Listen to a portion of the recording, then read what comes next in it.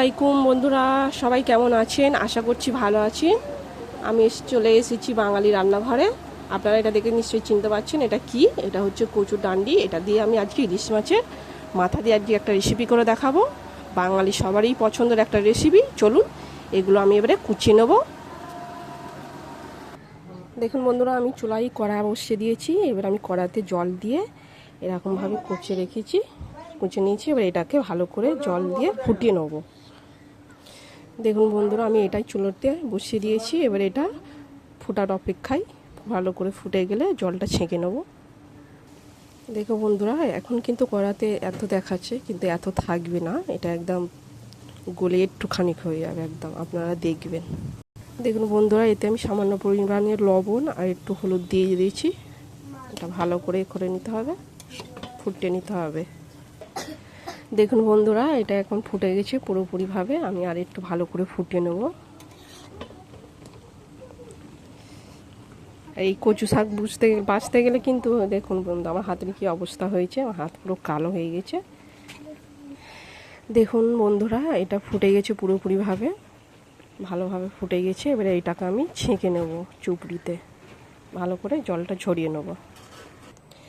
দেখুন বন্ধুরা, আমি ছেঁকে নিয়েছি। জলটা চুপড়িতে ছেঁকেছি। ছেঁকে ওইটা জল ঝরাতে দিয়েছি। এখন আমি কড়াই বসিয়ে নিয়েছি। কড়াইয়ে আমি এখন তেল দিয়ে দেব সামান্য পরিমাণে। দেখুন বন্ধুরা, আমি সামান্য পরিমাণে এতে তেল দিয়ে দিয়েছি।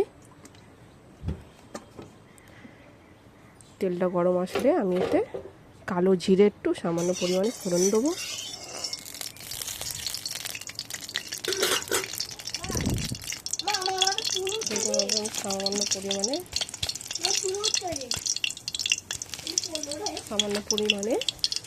সামান্য পরিমাণে একটু কালো জিরে দিয়ে দিয়েছি। এবারে এর মধ্যে আমি লঙ্কা কুচি, দুটো কাঁচা লঙ্কা আর একটা ছোট পেঁয়াজ কুচিয়ে নিয়েছি। এবার এটা দিয়ে দেবো তেলেতে। দেখুন বন্ধুরা, এটা আমি চুবিতে ছেঁকে নিয়েছি। এটা জল ঝরতে রেখে দিয়েছি। ততক্ষণে পেঁয়াজগুলো ভালো করে লাল লাল করে ভাজা হোক। এবার এর মধ্যে আমি একটুখানি শুধু আদা পেস্ট দেবো, রসুন পেস্ট দেবো, শুধু রসুন পেস্ট দেবো একটুখানি। এটাকে ভালো করে নেড়ে করে নিই। এবার এর মধ্যে আমি ঝালের গুঁড়ো, হলুদের গুঁড়ো আর সামান্য পরিমাণে লবণ দিয়ে দেবো। এবার এই মশলাটাকে আমি ভালো করে কষিয়ে নেব। মশলাটা কষানো হয়ে গেলে আমি ইলিশ মাছের মাথাটা দিয়ে ভালো করে নেড়ে ছেড়ে নিয়ে তার মধ্যে আমি কচুর ডান্ডিটা আমি দিয়ে দেবো। দিয়ে ভালো করে নেড়ে চেড়ে নিলেই আমার রেসিপি শেষ। দেখুন বন্ধুরা, আমি এই রেসিপিটার জন্য দুটো ইলিশ মাছের মাথা রেখে দিয়েছিলাম। কালকের ইলিশ মাছ কেনা হয়েছিল, গরম ভাতে আর ইলিশ মাছের তেল দিয়ে কাল খাওয়া হয়েছিল। আমি দুটো মাথা রেখে দিয়েছিলাম আপনাদের আজকে একটা এই রেসিপিটা করার জন্য। তো দুটো মাথা আমি এবারে ভেঙে ওতে দিয়ে দেব। দেখুন বন্ধুরা, আমি এই মাছের মাথাটাকে ভালো করে নেড়ে চেড়ে নেব।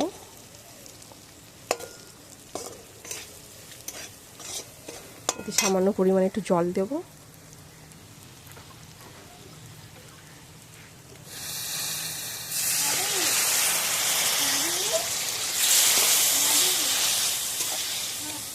এবার এর মধ্যে আমি কচু ডান্ডিটা আমি দিয়ে দেবো, যেটা আমি চুবিতে রেখেছিলাম ওটা আমি দিয়ে দেবো। এবার আমি ভালো করে নেড়ে চেড়ে নেব। দেখুন বন্ধুরা, আমার কিন্তু রান্নাটা প্রায় হয়েই এসছে, আর একটুখানি বাকি আছে, প্রায় হয়েই এসছে। আমি আর একটু ভালো করে নেড়ে চেড়ে নিয়ে নামিয়ে নেব। হ্যালো বন্ধুরা, দেখুন আমার রেসিপি পুরো কমপ্লিট। এবার আমি আপনাদের একটা বলে তুলে দেখাবো কীরকম হয়েছে। দেখুন বন্ধুরা, আমার রেসিপি শেষ। আমি তুলে দেখাচ্ছি, দেখুন কীরকম হয়েছে। গরম গরম ভাতের সাথে ইলিশ মাছের মাথা দিয়ে কচু শাক রান্না, বাঙালিদের সবারই প্রিয় খাবার। ইলিশ মাছের মাথা দিয়ে কচু শাকের এই রেসিপি। দেখুন বন্ধুরা কেমন হয়েছে, আপনারা প্লিজ লাইক অ্যান্ড কমেন্ট করে জানাবেন, সাবস্ক্রাইব করবেন আমার চ্যানেলটা। আসসালামু আলাইকুম বন্ধুরা, আবার আসছি নতুন রেসিপি নিয়ে।